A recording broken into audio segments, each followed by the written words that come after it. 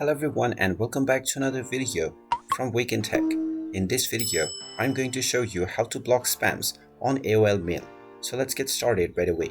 First of all, open up your web browser and then in the address bar type in mail.aol.com and press enter. Now if you haven't already logged into your AOL Mail account, click on the login button at the top right corner and use your credentials to log into your account. Once you are logged in, you can check your inbox by tapping on the inbox button at the left tab. Now, if you suspect that any of the senders in your inbox is a spam, then you can right-click on the email and you will find the spam option. You can click on this and then click on Report as Spam, and this will be added to your spam list. If you wish to block your spammed emails, then click on the spam folder at the left side and you will find all of your spams that you have received.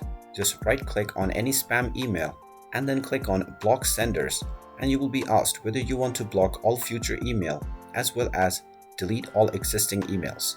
You can choose to block the sender by making sure that the first option is checked, and then tap on the OK button, and this will block the spam sender from sending any further email onto your account. And there you have it. That is how you can block spams on your AOL Mail account.